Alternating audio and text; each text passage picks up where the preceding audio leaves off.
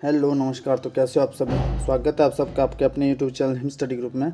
तो आज आपके लिए एक और मॉक टेस्ट हम लेके हाजिर है, जिसमें कि रहेगा आपका HPGK रहेगा, HPGK हिंदी ग्रामर और इंग्लिश ग्रामर।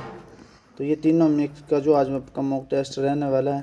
तो जैसा कि आपको पता है कि हर रोज़ वीडियो जो शाम को 7:30 बजे अपलोड होती है, अपने टाइम से वीडियो को वॉच आउट कर लेना है।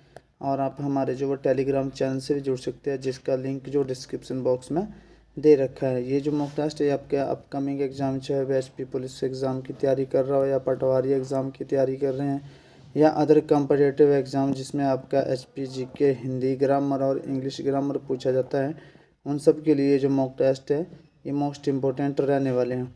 बाकी जो पीछे 50 मॉक टेस्ट अपलोडेड है, जिसमें मिक्स मॉक टेस्ट है, HPGK पटवारी पुलिस एग्ज़ाम, उन सब के लिए 50 क्वेश्चन जो 50 मॉक टेस्ट पीछे अपलोड कर दी गई, उसकी प्ले लिस्ट बना दी गई। तो प्ले लिस्ट में जाके आप उन मॉक टेस्टों को भी अटेंड कर सकते हैं, जो कि मिक्स मॉक टेस्ट है, जिसमें मैथ हिंदी इंग्लिश ग्रामर सारा मिक्स है। ठीक है, तो चलिए स्टार्ट करते हैं आज का फर्स्ट क्वेश्चन। तो फर्स्ट क्वेश्चन है कि हिमाचल प्रदेश में महर्षि के रूप में कौन जाने जाते हैं। तो ये शोभा सिंह जाने जाते हैं, भज्जू राम, अजीत सिंह, या निकोलस रोरिक। तो ये जाने जाते हैं निकोलस रोरिक। निकोलस रोरिक इनको जाना जाता है किसके नाम से, महर्षि के नाम से। और रोरिक आर्ट गैलरी कहाँ पर स्थित है। तो रोरिक आर्ट गैलरी, ये भी आपको पता होना चाहिए। रोरिक आर्ट गैलरी जो है ये कुल्लू में स्थित है। कुल्लू में कहाँ, जैसे कुल्लू के नगर में। ठीक है।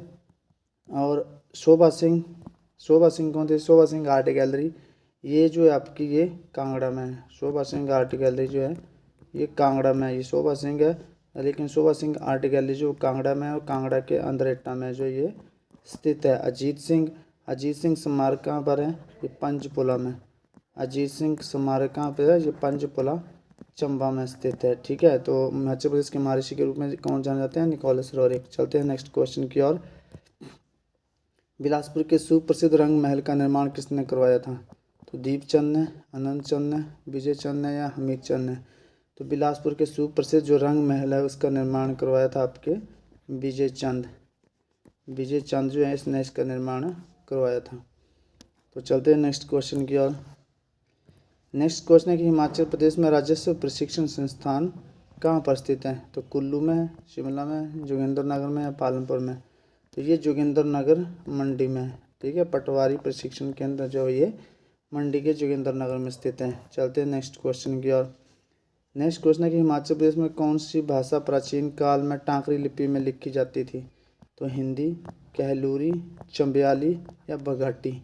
तो चंबयाली भाषा जो हिमाचल प्रदेश में प्राचीन काल में जो वो टाँकरी लिपि में लिखी जाती थी। चलते हैं नेक्स्ट क्वेश्चन की ओर। नेक्स्ट क्वेश्चन है कि वीर सेन किस राज्य की स्थापना की थी। तो ये जो वीर सेन है इन्होंने किस राज्य की स्थापना की थी, वीर सेन ने। तो वीर सेन ने सुकेत राज्य की स्थापना की थी, मंडी की, कांगड़ा की, या बिलासपुर की। तो वीर सेन ने जो आपके सुकेत राज्य की जो स्थापना की थी। चलते हैं नेक्स्ट क्वेश्चन की ओर।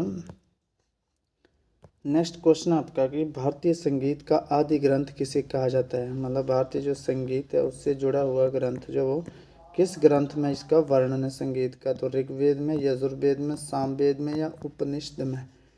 तो ये इसका वर्णन है सामवेद में। तो सामवेद इसका राइट आंसर हो जाएगा।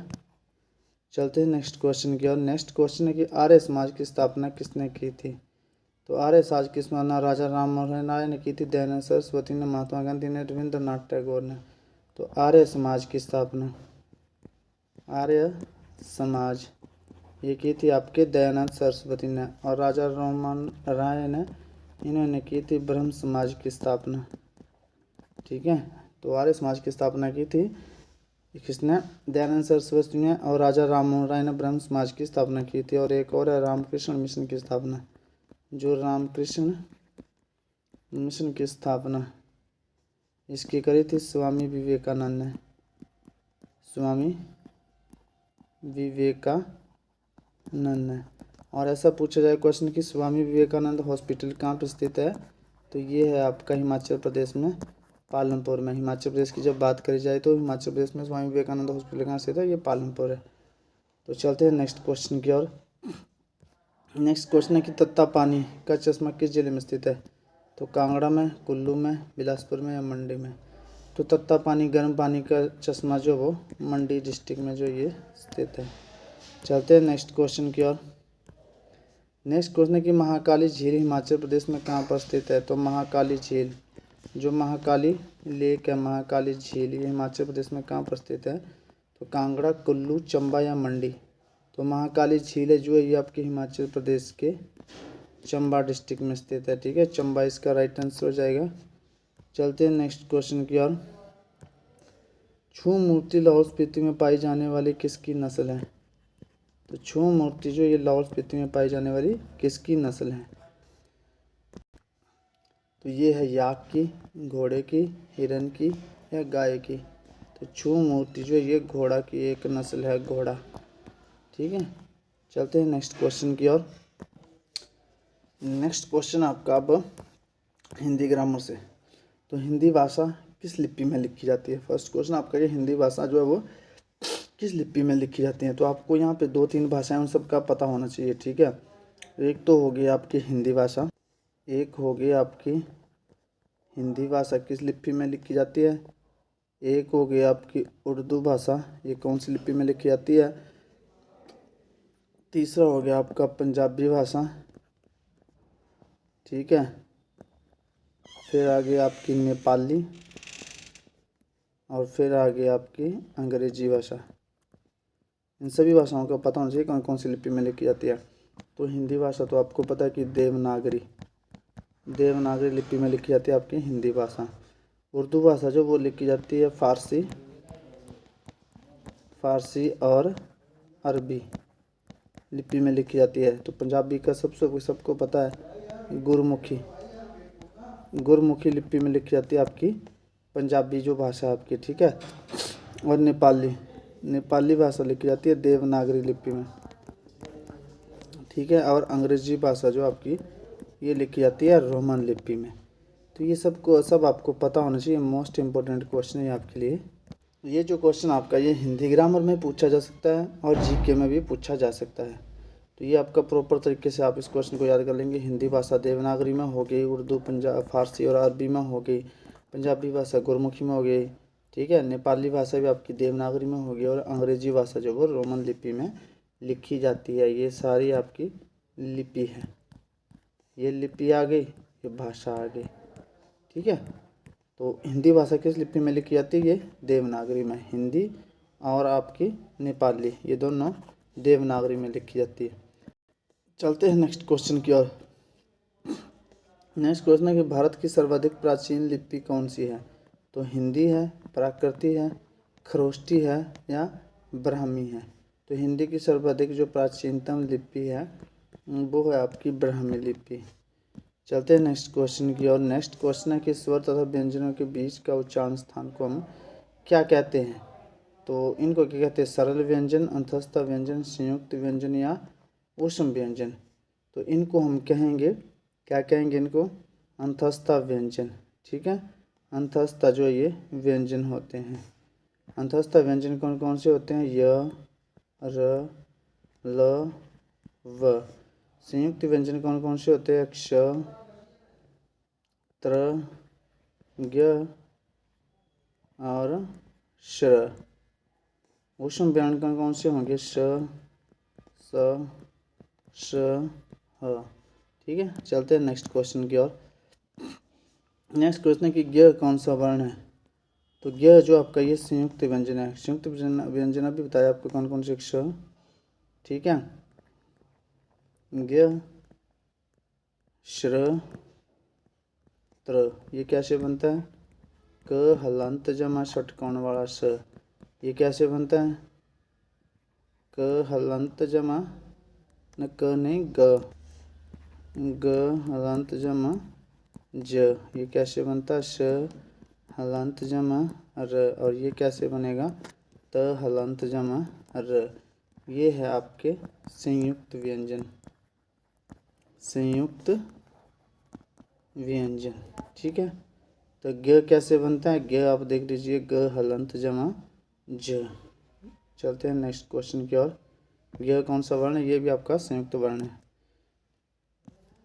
तो नेक्स्ट क्वेश्चन है कि मैं पर किस कारक विभक्ति हैं। मैं पर जो है वो कौन सी कारक विभक्ति है, इसमें पूछा कौन सी कारक विभक्ति है। तो यहाँ देख लेते हैं हम, कर्ता ने कर्म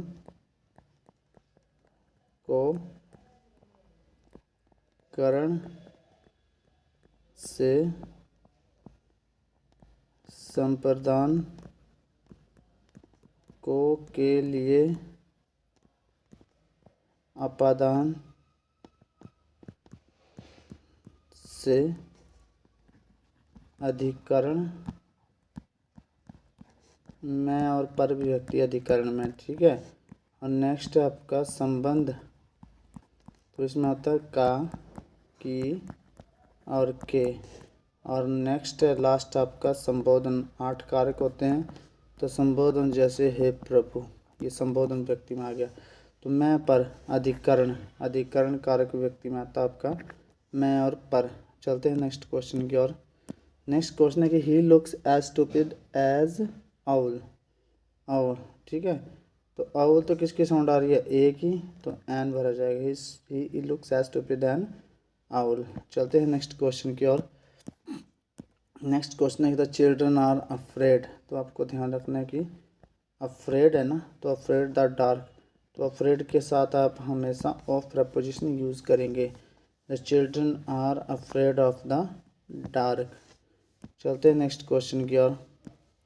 नेक्स्ट क्वेश्चन है कि राजेश इज अनटेडी बॉय। अनटेडी होता है लापरवाह, लापरवाह, अनटेडी। तो यू से साउंड, यू य की साउंड आ रही है यहाँ पे, लेकिन हम पढ़ते इसको क्या, अनटेडी पढ़ते हैं, अनटेडी, ठीक है। अ की साउंड आ रही है, तो राजेश इज एन अनटेडी बॉय आ जाएगा। चलते हैं नेक्स्ट क्वेश्चन की ओर। नेक्स्ट क्वेश्चन है कि they agree dash my proposal. तो यहाँ पे आप एग्री का ध्यान रखेंगे थोड़ा। अगर एग्री आप किसी पर्सन के साथ हो तो आप विद प्रपोजिशन का यूज़ करेंगे, और एग्री किसी प्रपोजल पर हो, एग्री किसी प्रपोजल पर हो तो आप जो है वो टू प्रपोजिशन का यूज़ करेंगे। तो यहाँ पे लिखा है they agree dash my proposal, proposal की बात हो रही है तो आप टू का यूज़ करेंगे, ठीक है। चलते हैं नेक्स्ट क्वेश्चन की ओर।